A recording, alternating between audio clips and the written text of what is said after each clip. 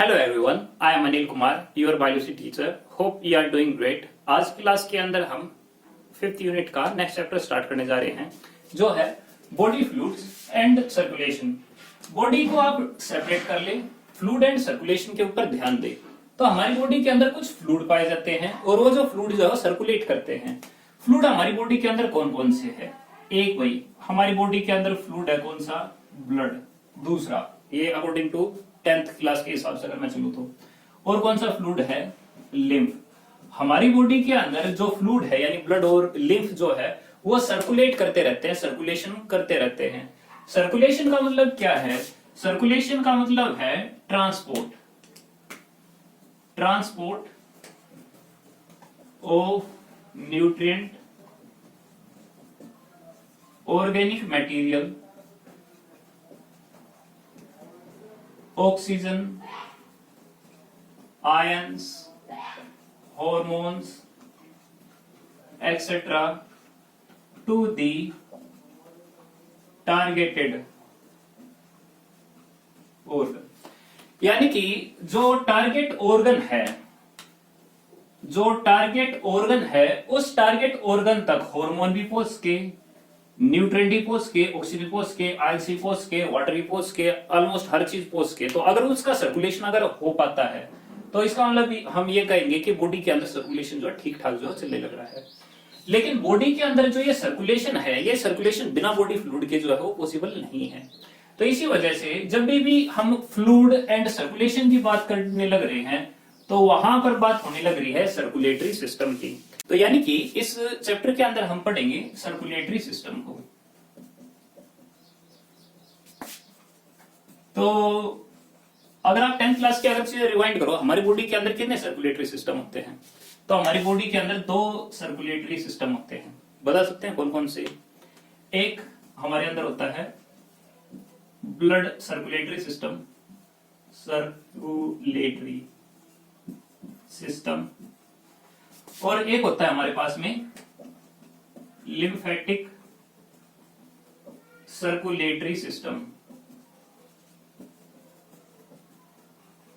तो 2 टाइप के सिस्टम जो हमारे अंदर पाए जाते हैं, एक ब्लड का सर्कुलेटरी सिस्टम और दूसरा है लिम्फ का सर्कुलेटरी सिस्टम। यानी कि एक सिस्टम के अंदर जो है ब्लड सर्कुलेट करता है एंड जितनी भी सेंसिटिव चीजें हैं उनको ट्रांसपोर्ट करता है, एंड दूसरे के अंदर जो लिम्फ जो है वो ट्रांसपोर्ट करता है। तो 10th क्लास के अंदर आपने ये भी पढ़ा था कि 2 टाइप का है। इसको हम अलग से जो है कार्डियोवास्कुलर सिस्टम भी कह देते हैं। अब अगर आप नाम पर जाओ, कार्डियो एंड वास्कुलर, कार्डियो का मतलब हार्ट एंड वास्कुलर का मतलब ब्लड वेसल। तो हार्ट प्लस ब्लड वेसल पाई जाती है किसके अंदर? हमारे ब्लड सर्कुलेटरी सिस्टम के अंदर। अगर इसके अपोजिट हम इसके अंदर हम देखेंगे तो इसके अंदर हमें क्या मिलता है? हमें पाया जाता है लिम्फ, LYMPH। और लिम्फ के अंदर जो लिम्फेटिक वेसल जो है वो पाई जाती है। लिम्फेटिक वेसल के अंदर जो है अलग अलग टाइप की जो है वेसल पाई जाती है, कैपिलरी भी उसके अंदर पाई जाती है। इसके अलावा कुछ सर्टेन स्पेसिफिक ऑर्गन जो है वो पाए जाते हैं। इसके अंदर भी ऐसे ही कुछ ऑर्गन जो है वो पाए जाते हैं। बट अगर हम थोड़ा सा अगर रिवाइंड करें पीछे वाली चीजों को कि भाई सर्कुलेटरी सिस्टम कितने टाइप के थे एंड सर्कुलेशन कितने टाइप की होती थी, तो आपने 10th क्लास के अंदर पढ़ा था कि जो सर्कुलेशन है वो मेनली 2 टाइप की है। एक जो सर्कुलेशन है उसको हम कहते हैं सिंगल सर्कुलेशन, और एक सर्कुलेशन थी हमारी कौन सी? Double circulation. अगर डबल सर्कुलेशन आपको याद हो तो डबल के अंदर क्या था कि हार्ट से ब्लड चला, कहां पर गया? वापस पहले तो लंग के पास गया, ऑक्सीजनेटेड हुआ, और फिर कहां पे आ गया? हार्ट के पास आ गया। फिर हार्ट से चला और हार्ट से चल के कहां गया? बॉडी टिश्यू तक गया, और बॉडी टिश्यू तक उसने ऑक्सीजन पहुंचा दी और फिर दोबारा से किसके पास आ गया? हार्ट के पास आ गया। तो हम कहते हैं कि ये 2 सर्कुलेशन होगी, एक ये पल्मोनरी सर्कुलेशन और दूसरी जो है सिस्टेमिक सर्कुलेशन होगी। दूसरा सिंगल सर्कुलेशन, जनरली जो फीसिस है उसके अंदर ये पाया जाता है कि जो हार्ट है वहां से ब्लड गया कहां पे? गिल्स के पास ब्लड गया, और गिल्स के पास जाने के बाद में ब्लड जो है ऑक्सीजनेटेड हो गया। वो जो ऑक्सीजनेटेड ब्लड है वो बॉडी टिश्यू तक जाता है, और बॉडी टिश्यू के पास जाने के बाद वापस जो है ये हार्ट तक आ जाता है। तो यहाँ पर जो सर्कुलेशन देखते हो केवल एक ही है, लेकिन अगर हम अपने केस में देखें तो डबल सर्कुलेशन है। एम्फीबियन और रेप्टाइल्स में सर्कुलेशन कैसी होती है बता सकते हैं? कमेंट में बताना मुझे कि एम्फीबियन और रेप्टाइल में सिंगल सर्कुलेशन, डबल सर्कुलेशन या फिर कोई और उसके अंदर सर्कुलेशन होती है। ठीक है जी। सो आपने इसके अलावा अगर आप किंगडम्स के अंदर देखें तो जो सर्कुलेशन है, अगर उसी के कॉन्टेक्स्ट में अगर हम चलते हैं तो एक ओपन सर्कुलेटरी सिस्टम होता है, क्लोज होता है।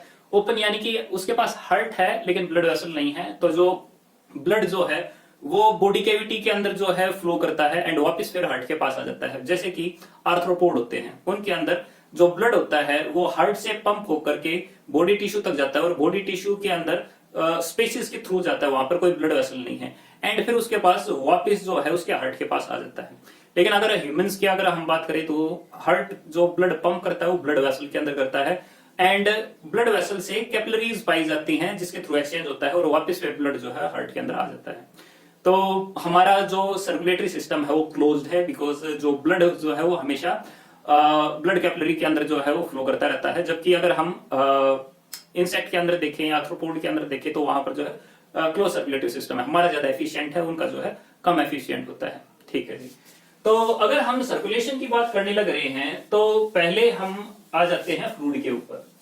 हमारे अंदर जो फ्लूइड पाए जाते हैं वो फ्लूइड दो टाइप के हैं भाई। एक जो हमारे अंदर फ्लूइड पाया जाता है वो है ब्लड, और ब्लड को हम कहते हैं वो क्या है, कनेक्टिव टिश्यू है। अच्छा, इसके ऊपर जाने से पहले एक इंपॉर्टेंट क्वेश्चन, हमें सर्कुलेटरी सिस्टम की जरूरत क्यों है और एक छोटे ऑर्गेनिज्म के अंदर जो है क्या सर्कुलेटरी सिस्टम होता है या नहीं होता? तो इट्स अ क्वेश्चन। अगर हम एक सेल को देखें, एक सेल को अगर सर्वाइव रहना है तो उसके लिए उसको क्या चाहिए, फूड चाहिए एंड फूड जो भी न्यूट्रिएंट दे वो उसके बॉडी के हर पार्ट तक जो है पहुंचना चाहिए। तो लेट्स से एक सेल है, अगर उस सेल के पास बाहर से अगर कोई फूड आया है और फूड उसके अंदर चला गया तो ये फूड जो है इक्वली डिस्ट्रीब्यूट होना चाहिए इसके साइटोप्लाज्म के अंदर। तो इसी वजह से जो सेल है उसके अंदर साइटोप्लाज्म की मूवमेंट होती है जिसको हम कह देते हैं साइक्लोसिस, एंड ये वेस्ट जो है बाहर निकाल लेता है। तो यानी कि एक अगर छोटे सेल के अंदर हम देखें तो उसके अंदर भी फ्लूइड जो है वो सर्कुलेट करता रहता है ताकि न्यूट्रिएंट जो है पहुंच के। अगर हमारे बारे में बात करें तो we have trillions of cells and trillion of cell होने की वजह से अगर केवल एक लिक्विड ही फ्लो करता रहे एक पैसे जिगजैग मोशन के अंदर तो कभी भी टाइम पे न्यूट्रिएंट वगैरह नहीं पहुंच पाएंगे। इसी वजह से हमें एक वेल डेवलप्ड ऑर्गन सिस्टम जो है वो चाहिए था। बट पहले हम अपने फ्लूइड को देख लें कि हमारे अंदर कौन सा फ्लूइड जो है ट्रेवल करता है।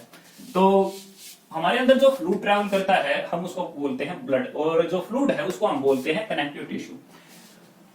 अब पहली बात तो टिश्यू है। अब टिश्यू क्यों है? अगर आप ब्लड को लेते हो एंड उसको सेंट्रीफ्यूज करते हो तो सेंट्रीफ्यूज करने के बाद आपको दो चीज मिलेगी। एक तो कुछ ऐसा पार्ट मिलेगा जो काफी ज्यादा रेड होगा, कुछ आपको बीच में प्रेसिपिटेशन जो है वो मिलेगी एंड उसके ऊपर जो है आपको लिक्विड जो है वो फ्लोट करता हुआ मिलेगा। लिक्विड जो फ्लोट करता जो मिलेगा वो हमेशा जो है ज्यादा होगा एज कंपेयर जो नीचे होगा। जो ऊपर फ्लूइड है उसको कहते हैं हम प्लाज्मा, जो बीच में है वो है WBC और जो नीचे है वो है RBC। WBC के साथ में कुछ जो है प्लेटलेट जो है वो भी प्रेजेंट होती है। तो ब्लड एक कनेक्टिव टिश्यू है, ऐसा क्यों? Because blood contains cells as well as liquid जिसको हम कहते हैं प्लाज्मा।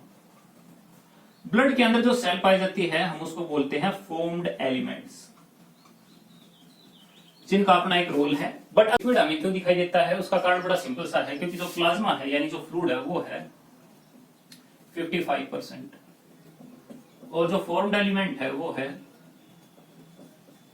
45%। यानी कि जो लिक्विड है उसकी अमाउंट रिलेटिवली ज्यादा है और जो फ्लूइड है उसकी अमाउंट जो है रिलेटिवली ज्यादा है। तो अगर सॉलिड लिक्विड के अंदर काफी कम है तो लिक्विड जो है उसको फ्लो करवा देता है एंड इसी वजह से हमें ये लगता है कि सब कुछ लिक्विड ही है, बट एक्चुअली उनके बीच जो है कुछ सॉलिड स्ट्रक्चर जो है वो भी प्रेजेंट होती है। तो जो ब्लड है वो एक टिश्यू है और उस टिश्यू के अंदर लिक्विड की अमाउंट ज्यादा है। अगर हम प्लाज्मा की अगर हम बात करेंगे तो जो प्लाज्मा है उसके अंदर 91 से 92% वाटर ही प्रेजेंट होता है। 6 से 8% जो है उसके अंदर प्रोटीन जो है वो प्रेजेंट होते हैं। इसके अलावा उसके अंदर आयंस वगैरह जो है वो भी प्रेजेंट होते हैं, ठीक है। लेकिन सबसे ज्यादा अमाउंट किसकी है? वाटर की है। इसी वजह से हमें जो फ्लूइड है, जो ब्लड जो है वो हमें फ्लूइड की तरह जो है वो दिखाई देता है।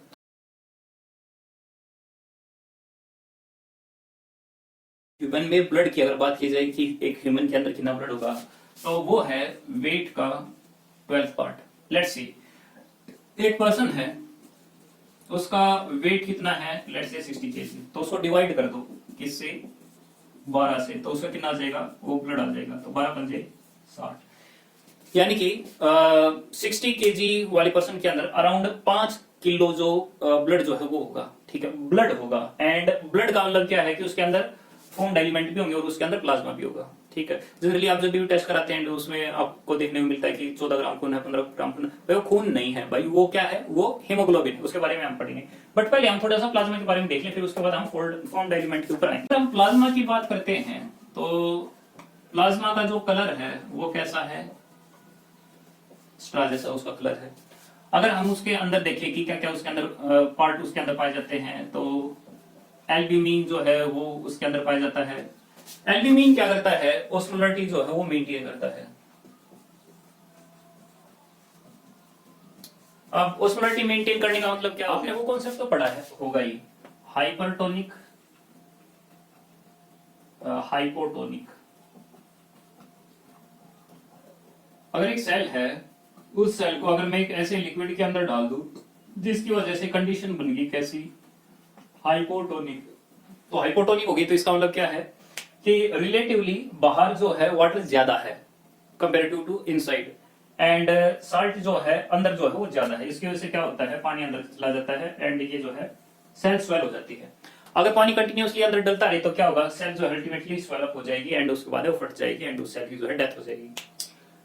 हाइपरटोनिक क्या था? हाइपरटोनिक ये था कि अगर एक ऐसे फ्लूइड के अंदर है, ऐसे लिक्विड के अंदर है जहां पर साल्ट काफी ज्यादा है, तो उस केस के अंदर क्या होता है कि सेल जो है उसके अंदर से पानी जो है बाहर निकलने लग जाता है एंड वो श्रिंक हो जाती है, एंड श्रिंक होने की वजह से वो सेल जो है फिर वो भी जो है डेड जो है वो हो सकती है। तो अगर हमारे ब्लड के अंदर वाटर की अमाउंट काफी ज्यादा अगर बढ़ गई तो कंडीशन कैसी हो जाएगी? हाइपोटोनिक हो जाएगी। और जब हाइपोटोनिक कंडीशन हो जाएगी तो सेल जो है स्वेल होंगे, और जब सेल स्वेल होंगे तो कैपिलरी के अंदर फंस जाएंगे, और फंसने के बाद क्या होगा? सेल जो है बस्ट हो जाएगी, लाइसिस हो जाएगा और बहुत सारा ब्लड जो है वो खराब हो जाएगा। तो प्लाज्मा का इंपॉर्टेंट काम है ऑस्मोलरिटी को जो है वो मेंटेन करे रखना। दूसरा भी इंपॉर्टेंट काम, इसके अंदर कई सारे इम्यूनोग्लोबिन प्रेजेंट होते हैं जो एक तरीके का डिफेंस का काम करते हैं, जैसे कि एंटीबॉडी है। अभी कोरोना का टाइम चलने लग रहा है तो उसके अंदर प्लाज्मा एंटीबॉडी का नाम जो है बार बार में आने लगने लग रहा है कि एक पर्सन जो इन्फेक्ट हो चुका है तो उसका इम्यून सिस्टम एक्टिवेट होकर के उस वायरस के अगेंस्ट जो है एंटीबॉडी बना देता है, एंड वो कहाँ भी प्रेजेंट है? प्लाज्मा के अंदर। तो प्लाज्मा थेरेपी के द्वारा जो है जिसको इन्फेक्शन हो रखा है तो उसको अर्जेंटली जो है जो प्लाज्मा की एंटीबॉडी जो है सप्लाई की जा सकती है, जो पर्सन जो है उसको बचाया जा सकता है।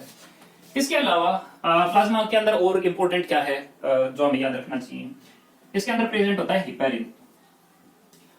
अब हिपेरिन क्या है? हिपेरिन एक ऐसा मॉलिक्यूल है जिसकी वजह से ब्लड जो है कभी भी जमता नहीं। आपने एक इंटरेस्टिंग चीज देखी होगी कि हमारी बॉडी के अंदर जब तक ब्लड है तब तक तो वो फ्लूइड जो है वो सर्कुलेट करता रहता है, जमता नहीं है। लेकिन जैसे ही हमारी बॉडी से फ्लूइड जो है बाहर निकलता है तभी जो है वो जम जाता है। ऐसा क्यों? Because we have two different molecules, एक हिपेरिन है और दूसरा जो है फाइब्रोजन है। जो हिपेरिन है वो एंटी कोगुलेंट है, anti coagulant in blood vessel. तो जब तक ब्लड वेसल के अंदर ब्लड होगा तो हिपेरिन जो है उसको जमने नहीं देगा।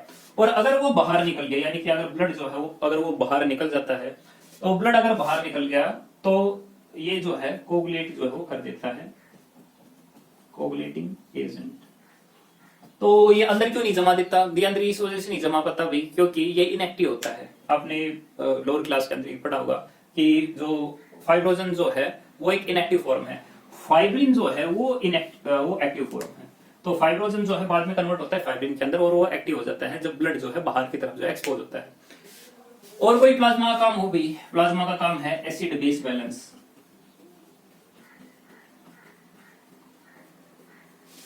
अब वो एसिड बेस बैलेंस किस तरीके से, देखिए भाई, जितनी ज्यादा CO2 होगी उतना ही ज्यादा ये वाटर के साथ में रिएक्ट करेगी और उतना ही ज्यादा क्या बनाएगा H2CO3, और जब H2CO3 बनेगा तो उतना ही HCO3 बनेगा और HN बनेगा, और जितना HN बनेगा उतनी ज्यादा एसिडिटी जो है वो बनेगी। ठीक है, तो ब्लड के अंदर ये H आयन को और इस नेगेटिव आयन को लेके कौन जाने लग रहा है, डेफिनेटली ब्लड का प्लाज्मा जो है वही लेके जाने लग रहा है। तो आरबीसी के अंदर भी ये प्रोसेस रिवर्सिबल हो जाती है और जो प्लाज्मा है उसके अंदर भी ये रिवर्सिबल हो जाती है।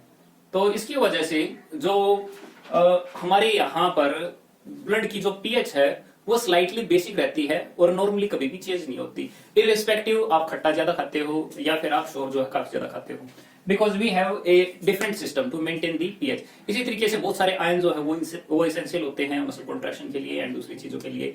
जो सर्कुलेशन है वहां पर हार्मोन का पहुंचाना तो वो भी किसके द्वारा होता है, प्लाज्मा के द्वारा होता है। न्यूट्रिएंट किसके द्वारा पहुंचते हैं, ये भी इसके द्वारा पहुंचते हैं।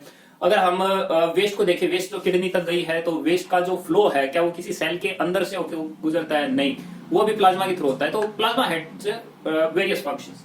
सो आई होप प्लाज्मा जो है वो आपको समझ में आ गया होगा। क्योंकि प्लाज्मा लिक्विड ज्यादा है इसी वजह से जो ब्लड जो है वो फ्लूइड हमें दिखाई देता है।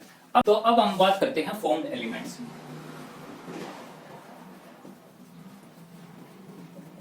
तो फॉर्म्ड एलिमेंट्स के अंदर क्या क्या आ जाता है, एक आरबीसी आ जाता है, दूसरा भाई डब्ल्यूबीसी आ जाता है, और तीसरा जो प्लेटलेट जो है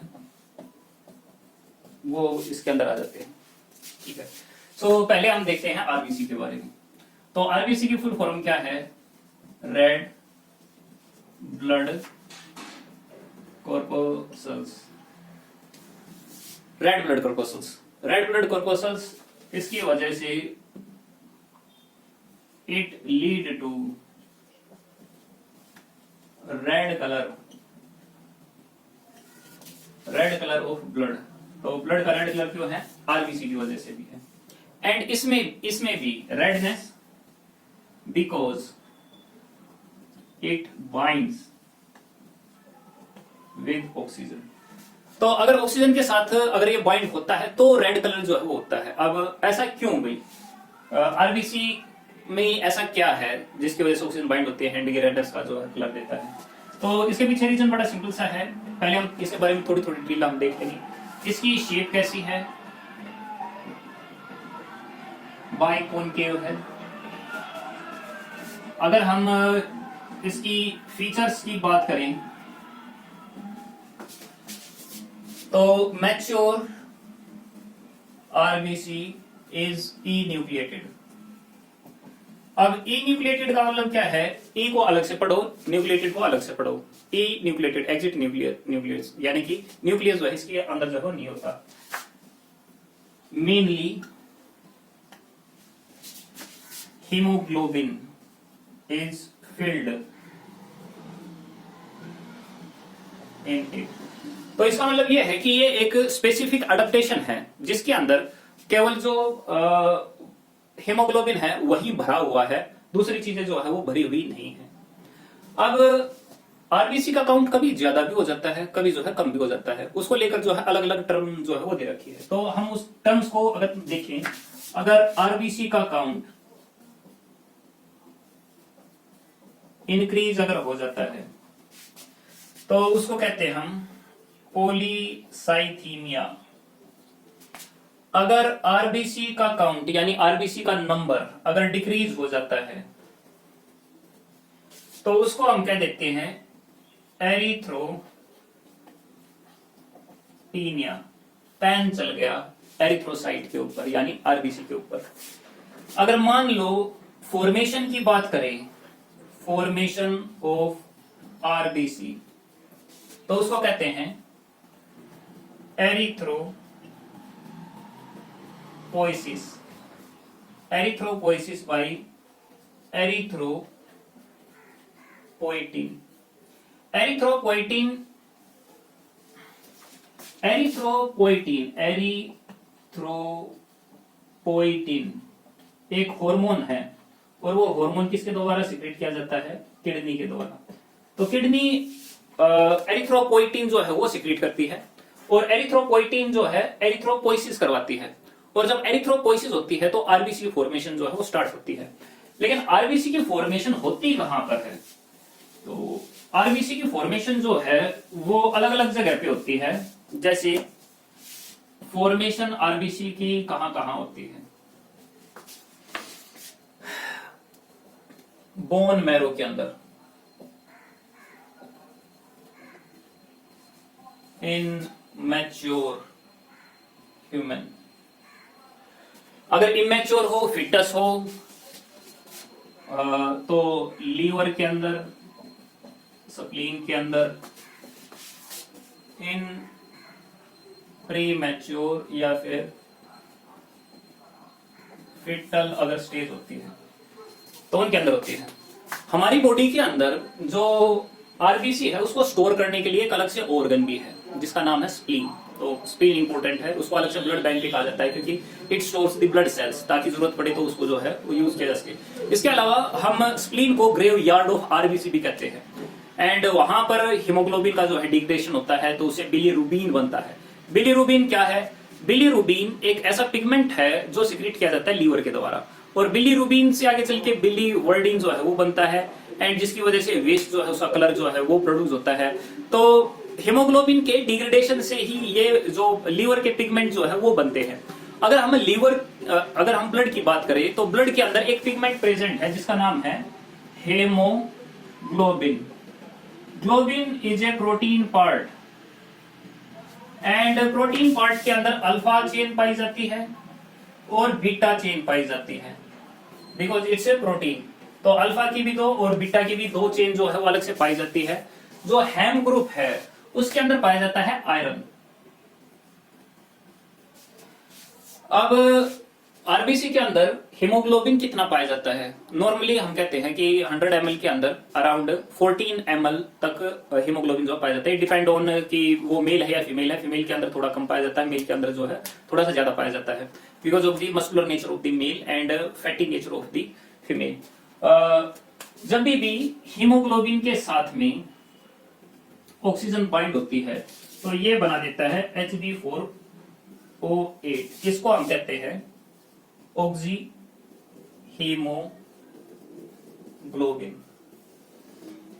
एक हीमोग्लोबिन के मॉलिक्यूल के अंदर 4 आयरन के मॉलिक्यूल जो है वो पाए जाते हैं, एंड वो ऑक्सीजन को जो है बाइंड करते हैं, एंड ऑक्सी हीमोग्लोबिन जो है बना देते हैं।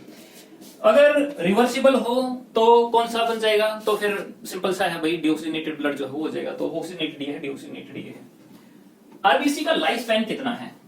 लाइफ स्पैन ऑफ आरबीसी, तो लाइफ स्पैन इसका 120 डेज का है। रिमेंबर, ये डिवाइड नहीं करते।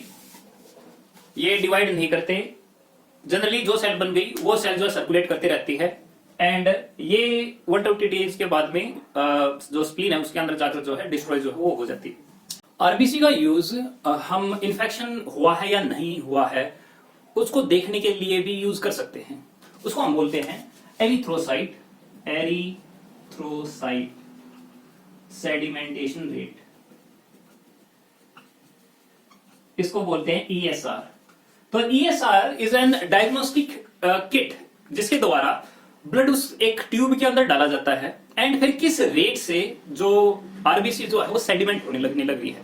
बिकॉज जो आरबीसी है उसके पास एक स्पेसिफिक कंपोनेंट होता है कि अगर इन्फेक्टेड अगर वो ज्यादा होंगी तो सेडिमेंटेशन का जो रेट जो है वो कम होगा या फिर ज्यादा होगा, उसके हिसाब से जो है वो चेंज होता है। तो इसी वजह से ESR जो है वो हम यूज कर सकते हैं। आरबीसी का कोई और भी अलग से कोई इंपॉर्टेंस है? वही ऑक्सीजन तो ट्रांसपोर्ट इसी वजह से होती है, अराउंड 97% इसी के द्वारा होती है। इसके अलावा और क्या यूज हो सकता है?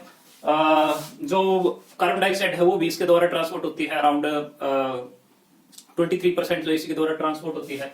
इसके अलावा आरबीसी का और भी कोई काम हो सकता है? आरबीसी जो है वो इंपॉर्टेंट है for the acid base balance, because इसके अंदर कार्बोनिक एनहाइड्रेट जो है वो प्रेजेंट होता है, जो CO2 और वाटर कार्बन आयन को अल्टीमेटली जो है कार्बन आयन बनाता भी है एंड रिवर्स करके वापस CO2 जो है वो भी बनाता है। तो आरबीसी कई सारे इंपॉर्टेंट काम है। एक इसका अलग से रोल और है, वो है ब्लड ग्रुप के अंदर।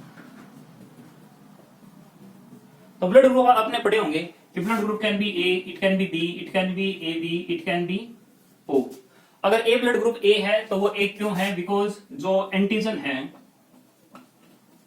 ऑन आरबीसी वो ए है, इसके अंदर बी है, इसके अंदर ए बी है और इसके अंदर कुछ भी नहीं है। तो यानी कि आरबीसी का जो सरफेस है उस सरफेस के अंदर एक कॉम्प्लेक्स प्रोटीन है जिसके द्वारा कोई डिफेंस सिस्टम जो है रिकॉग्नाइज कर पाता है कि वेदर ये सेल खुद की है या दूसरे की है।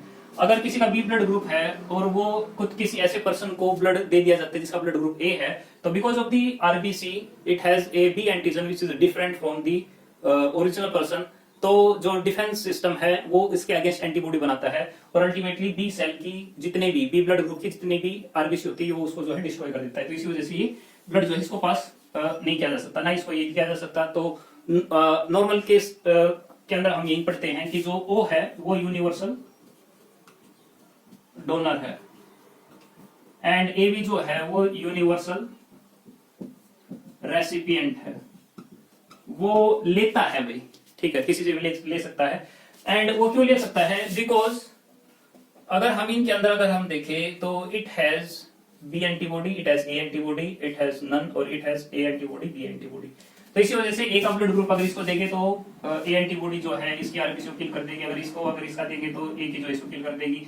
ए बी का ब्लड ग्रुप अगर इस पर्सन को अगर देंगे तो ए बी की एंटीबॉडी है तो इसको जो किल कर देगी। लेकिन अगर ए बी के अंदर तो इसके पास कोई भी एंटीबॉडी नहीं है, अगर ये इसको अगर ब्लड देगा तो कोई एंटीबॉडी तो है ही नहीं, एंटीबॉडी नहीं है तो कोई रिएक्शन नहीं होगी। बी अगर इसको दे तो भी जो कोई रिएक्शन नहीं होगी क्योंकि कोई एंटीबॉडी नहीं है। अगर ये इसको अगर देता है तो इसके पास कोई एंटीबॉडी नहीं है, तो इस वजह से ये यूनिवर्सल जो है रेसिपिएंट है। एक इसमें अलग से कॉन्सेप्ट आ जाता है, बट फंडामेंटली आपको एक चीज समझनी है कि एंटीजन और एंटीबॉडी, एंटीबॉडी किल एंटीजन, ठीक है। एंटी यानी अगेंस्ट, अगेंस्ट ए बॉडी, किसी बॉडी के अगेंस्ट जो काम करती हो। कौन सी बॉडी है? एंटीजन। एंटीजन, एंटीजन क्या है? एक कॉम्प्लेक्स प्रोटीन होते हैं, न्यूक्लियोप्रोटीन हो सकते हैं, ग्लाइकोप्रोटीन हो सकते हैं, लिपोप्रोटीन हो सकते हैं, जो बॉडी के अंदर जो है या फिर बाहर से जो है वो आते हैं एंड उनकी वजह से डिफेंस सिस्टम जो है वो एक्टिवेट हो जाता है। तो अब एक कॉन्सेप्ट अलग से आ जाता है, वो है आरएच का, रेसिस का। आपने जैसे सुना होगा कि भाई किसी का ब्लड ग्रुप ओ नेगेटिव है, किसी का ब्लड ग्रुप ओ पॉजिटिव है, किसी का ब्लड ग्रुप ए पॉजिटिव है, किसी का ए नेगेटिव है, एंड सो ऑन। अगर ओ ब्लड ग्रुप है तो यानी कि इसके पास कोई एंटीजन नहीं है, और अगर नेगेटिव लगा दिया तो हम स्पेसिफिकली कहने लग रहे हैं कि इसके पास में एक स्पेसिफिक एंटीजन नहीं है, और वो स्पेसिफिक एंटीजन कौन सा है? रेसिस एंटीजन नहीं है। और अगर किसी के पास में रेसिस अगर एंटीजन होगा तो हम उसको क्या कहेंगे कि ये ओ पॉजिटिव है। लेट्स से मेरा ब्लड ग्रुप जो है ओ है, तो इसका मतलब क्या है कि मेरे जो आरबीसी है उसके पास में ए बी एंटीजन नहीं है।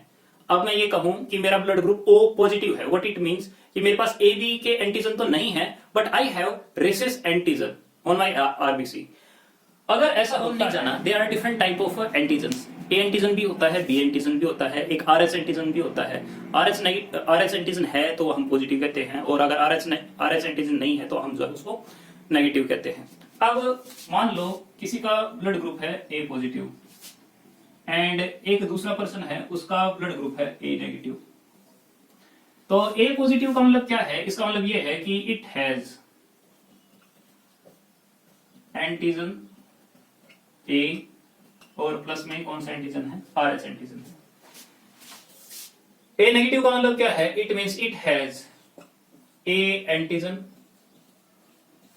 और इसके पास में और कौन सा एंटीजन है? नहीं है, आरएच एंटीजन इसके पास नहीं है, यानी खाली इसके पास में एक एंटीजन है।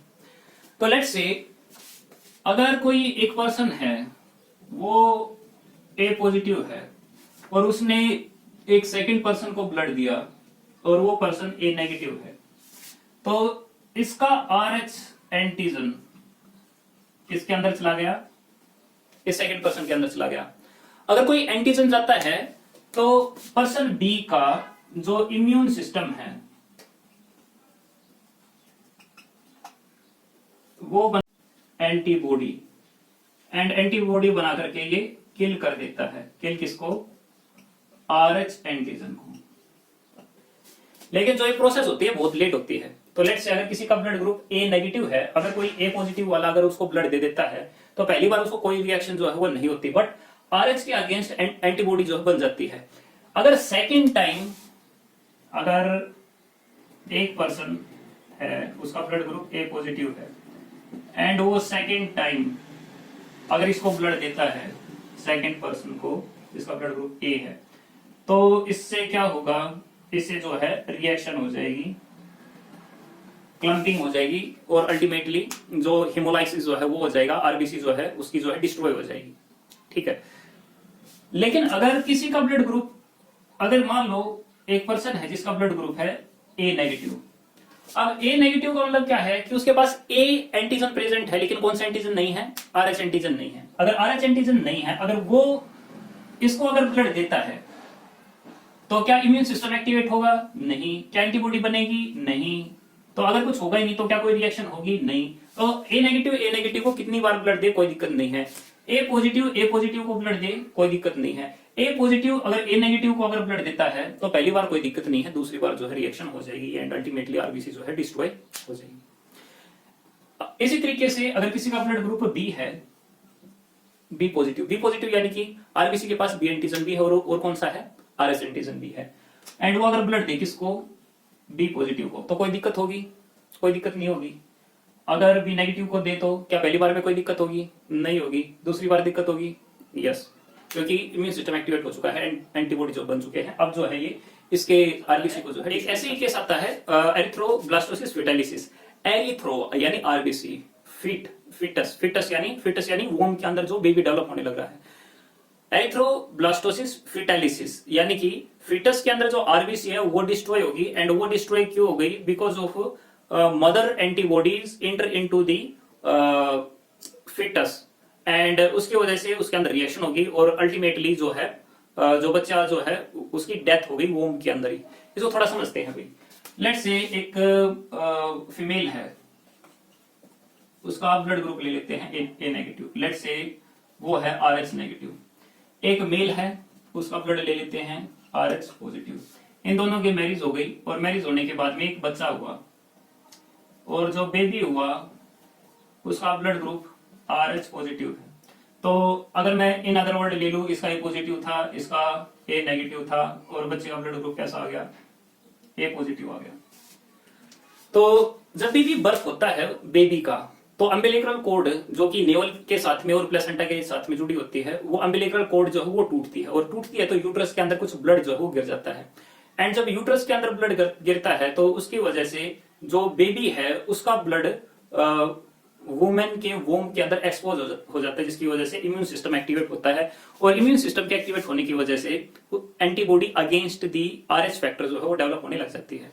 तो पहली जो प्रेगनेंसी होती है उसके अंदर कोई भी दिक्कत नहीं होती, बट अगर यही मेल हो A पॉजिटिव वाला, यही फीमेल हो A नेगेटिव वाला, अब की बार अगर बेबी हुआ और बेबी अगर A पॉजिटिव हुआ, तो ये जो एंटीबॉडी बना चुकी है, ये जो एंटीबॉडी बना चुकी है वो एंटीबॉडी किल कर देगी किसको?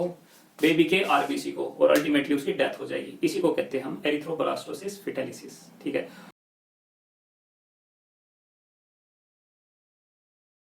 आई होप आपको समझ में आ गया होगा। तो अगर यूनिवर्सल डोनर की अगर बात करें तो O पॉजिटिव होगा या O नेगेटिव होगा? कौन सा होगा, O पॉजिटिव या O नेगेटिव? ये तो आपने सुना था कि O ग्रुप जो है वो यूनिवर्सल डोनर होता है, ब्लड देता है वो, लेकिन O पॉजिटिव होता है वो नेगेटिव? कमेंट करें। ठीक है, थैंक्स फॉर वॉचिंग।